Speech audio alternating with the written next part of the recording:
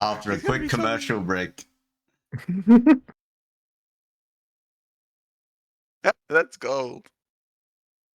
Bro, how are these games going to 40 minutes? I might be wrong about Grubs, I guess. Game's not ending. Well, the Without grubs theory would mean you have to get, or at least one side has to get most of the grubs, right? Well, no, Because even it's like, if 3 get both on each side, you still do significantly more damage to turrets. Like in my experience. The only case is when like, yeah, you're the losing team and they got 6 and you come back. So you're playing like normal League of Legends before Grubs, I guess.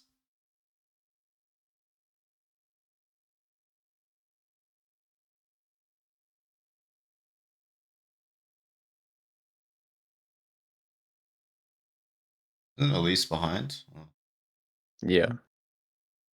P3, nice. Oi!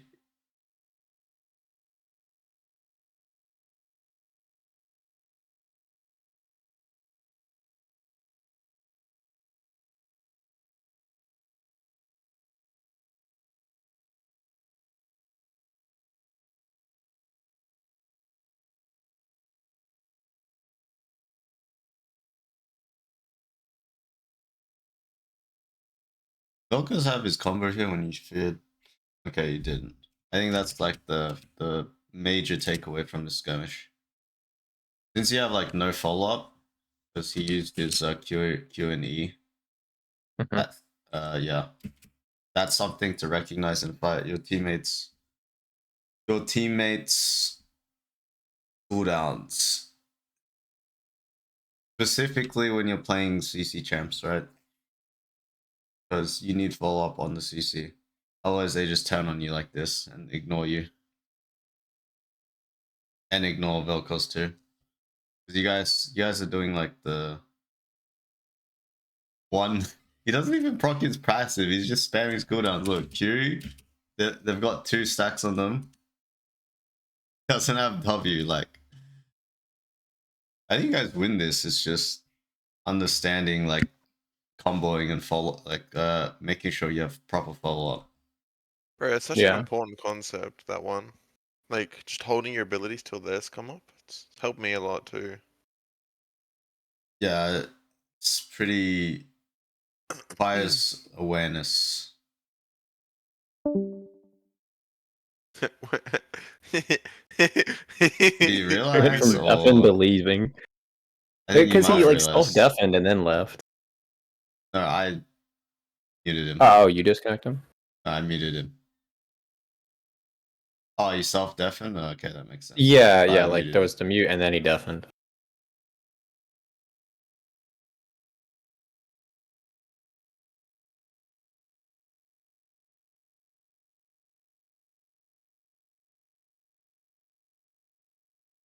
Not bad if Velcos can. Yeah. Ah, that's good.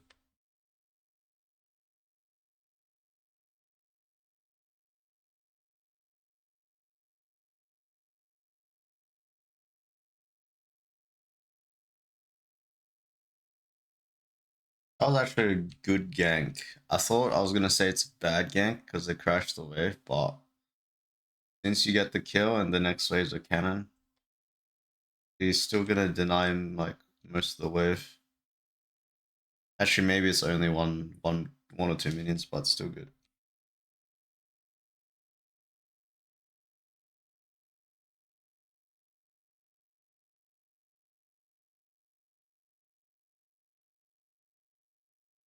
Oh, I just realized YouTube's not lagging today.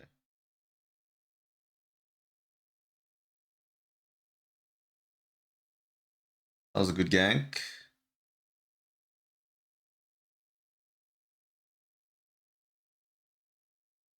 I think it's better to accept the trade here. What do you think? Like the missed R. And then get his ghost? No, Or what do you mean? accept the Grubs trade and dive bot here instead of 1v1. Oh, that's what you meant. Yeah, I agree. I don't think the miss R matters. Like I think if you hit it, not sure if he's dead. Probably not. He's level 9 with Ghost. Yeah, like the bot lane should die here while you do grub. So this is another something as well, like a pattern you can start playing into. Because obviously grubs are valuable, but if you can't contest, you can't contest. So this would have been a perfect cannon. Like this is a cannon wave. Yeah. 30, so perfect time to dive bot. I think you could even see like the pings where I was initially gonna do that, and then I changed my mind. Yeah, you were you're doing you click down the exact path. Yep, you have a turn because they're taking grubs. Damn, man. Wait, low key, everyone's just getting better at League or what?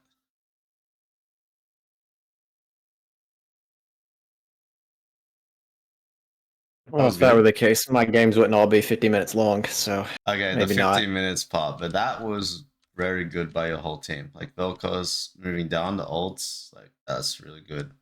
And you also recognize that even though you don't have any minions, like they just did grubs. It took them too long to like you made one play and he still hasn't finished grubs because I don't know, he randomly wanted to come here. Now he's taking too long to do grubs. You're in the jungle. Good.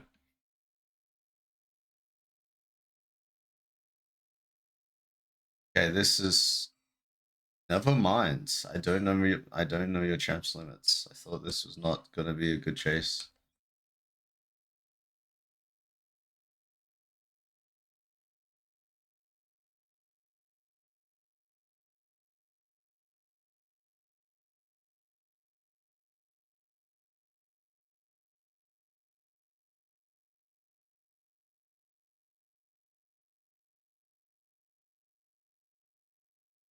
Yeah, what are you thinking here, Nick?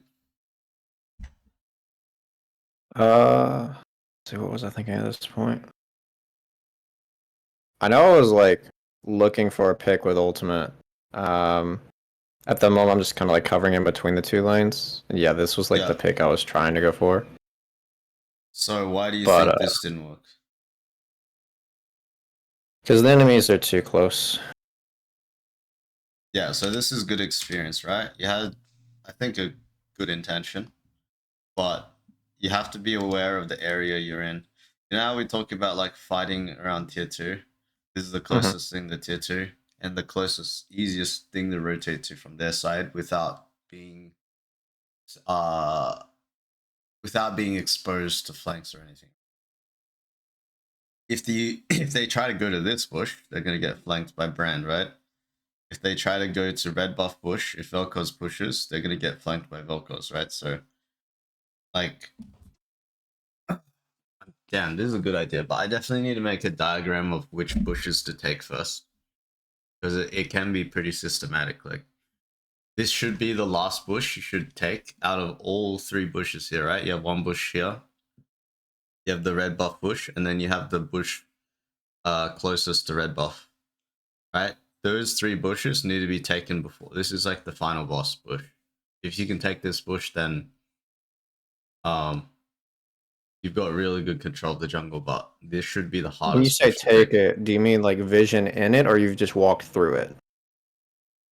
I'm assuming that take the bush, you have to be able to stand on it, essentially. Like a teammate is in it, at least, kind of thing, or like you are in it, like physically, yeah. That's what I mean by take a bush, because generally, like this pink ward's here, but like they should clear. Like I don't know why it's there, right? He's just walking past it. But yeah, I see it as the same thing essentially. You can sit on it, then you can ward it. If you can ward it, you should be able to sit on it. Because if you can't ward it, right? So if you can ward it but you can't sit on it, it basically means that the ward's gonna get insta cleared anyway.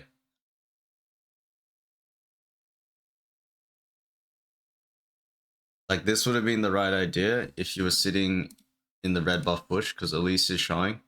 So then it would be 1v1 for The I forgot- gym. Yeah, the Or Jin mid. Yeah. Yeah.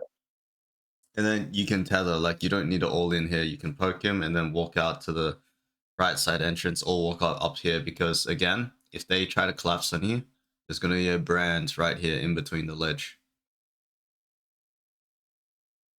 But the important thing is like you play between the two lanes and you actually have to like physically look at the lanes to see if they're pushing. Because you're not wasting anyone's time if your lanes aren't pushing. Like if Vel'Koz comes here, you don't accomplish anything. You don't progress the game. Right? Like he's just ignoring the wave. And he's question marking his own wave. But like I don't know why he's like, I'm making a mistake willingly. And then I'm gonna come. When he should just be pushing while you die, right? And then getting the bots out for free.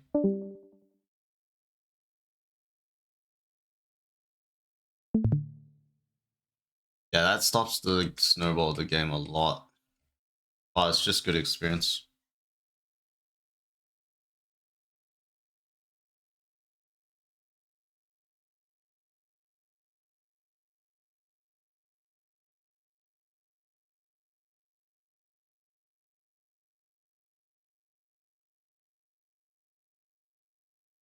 This is the same concept as before, Nick. Like, unless you're really confident you can one-tap someone, you need to be much more aware as like Warwick Zac or any CC champ with CC that isn't full DPS about what your follow-up is.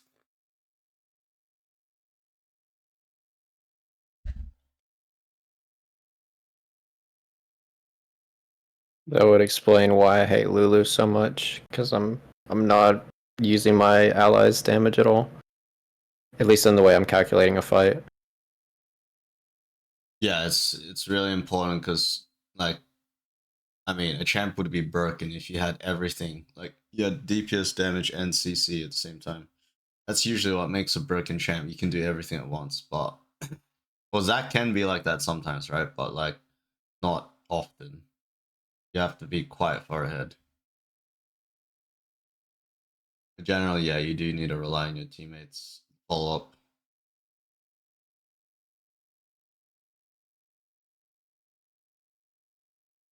Because like in the example a while ago, we were fighting in River and you were looking at Vel'Koz not using his passive. Like I wasn't tracking his abilities at all during that fight. I couldn't have told you like which ability was up and which wasn't. Yeah, and that comes with experience as well. Like, well, sorry, not game knowledge slash experience because like you need to know the conditions of your teammates too. Conditions as in what conditions they need to do max DPS, right? Like Aatrox needs to hit his Q3 mainly, for example, to do the max damage, right? But like if you don't know that because like yeah, there's a knowledge gap, champion knowledge gap, then it's really hard to like obviously know what you don't know. So Yeah. At least in this case, it wasn't a knowledge thing because like I Yeah. know it does that. I'm just not paying attention. yeah, so sometimes it's experience, but sometimes yeah, it can be knowledge gap where sometimes you just if you literally take like 2 minutes to go and practice still and see what does the most damage, it's like Yeah. it's that simple.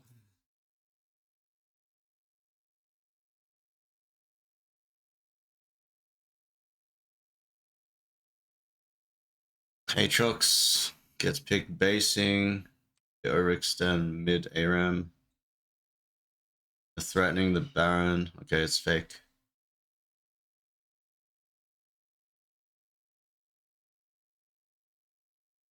Yeah, I think it's good you disengaged. Singe had a really good position. Really bad to fight there. Oh.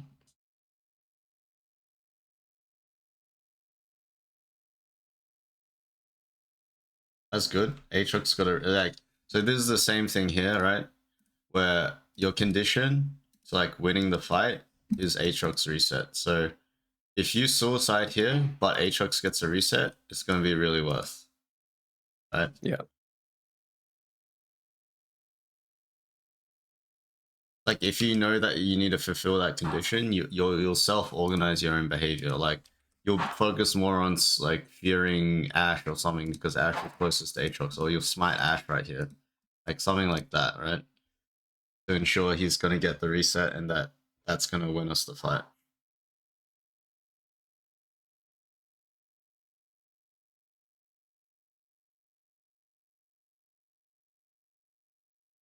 Yeah, your bot side in, top side's not in, bot side's getting contested back. Top side's in.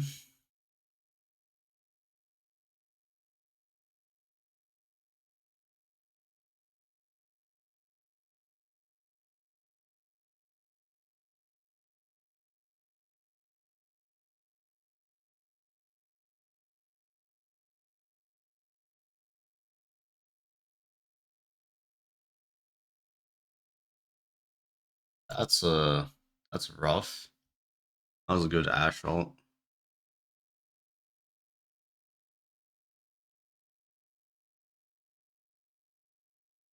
I'm assuming Singed has no TP, right? Or do you not know? Oh wait, here we go.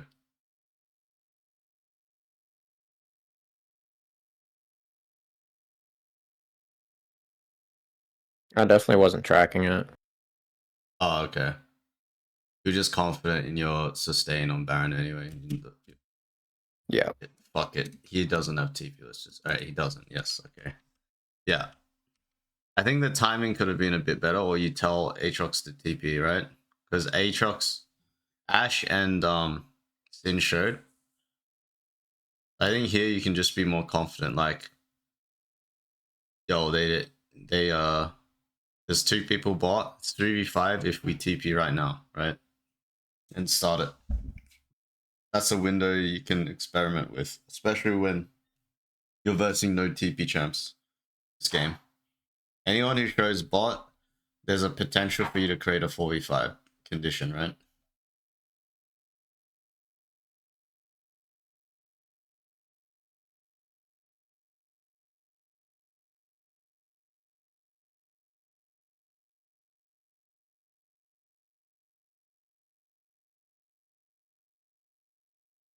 We had that later on when he went for like our bot turrets.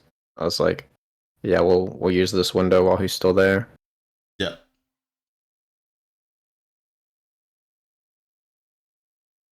Okay, so oh, okay, so what's your plan here when you with Baron? Okay, well we already have top push. So I want to get mid, and then we go get bottom pushed out with Aatrox. I just grab Scuttle along the way. I say along the way, it's the opposite direction, but Yeah, this is at the same time I was trying to problem solve dealing with her new item. I forgot what it's called, Banshee's Veil. yeah. Oh, you did it. Smited him. This is a good yes, this is like really good. So your positioning, yep. Like the fact you don't kill him is pretty sad, but it's oh you do, okay. This is good. But yeah, Singed actually just runs in and Yeah. kills Nami. That's crazy. We stopped being able to deal with Singed. I had no idea how to handle that. Well, yeah, you don't have a consistent DPS, so makes sense. You don't have an actual AD carry this game.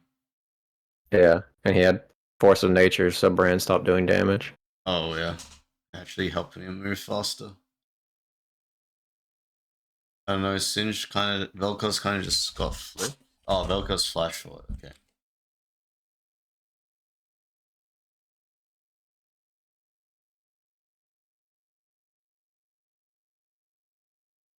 Yeah, the game might be extremely hard now. Unless Aatrox is really fed though, but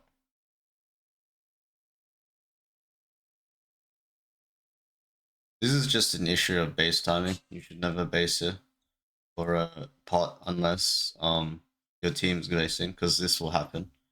It's I think I just value being together more than basically a pot. Because yeah, Brand dying here is, I don't know if it would have changed if you were there, but you definitely have a better chance of fighting, right? So Mhm. like super late game, we cannot afford to like split up basically. Unless you see like you have wards in the jungle or something, like you're playing 2 lanes and you have full vision.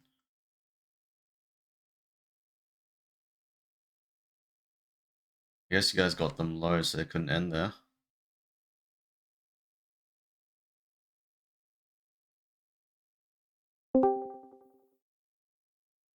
He's back. Maybe you can unmute him now.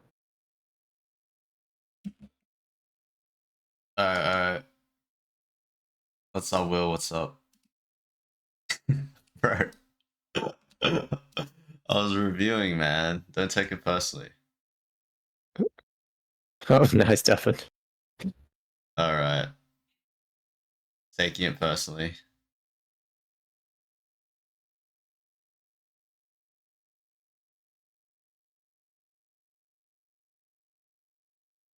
I knew it was lost at this point. I'm like, there's no way. Yeah, you just don't have the DPS. Like, they just actually could stand still and you probably still couldn't kill him unless Aatrox hit him. Yep. That's kind of messed up, but it's reality. So, biggest takeaway for me was your cooldowns. Like, sorry, your teammates' cooldowns. Yeah. Like, knowing your follow up. That's really important for winning those skirmishes that you should have won. And The brush play I know you mentioned, like with Yeah. Elise in the red side. Like how I set up the pick.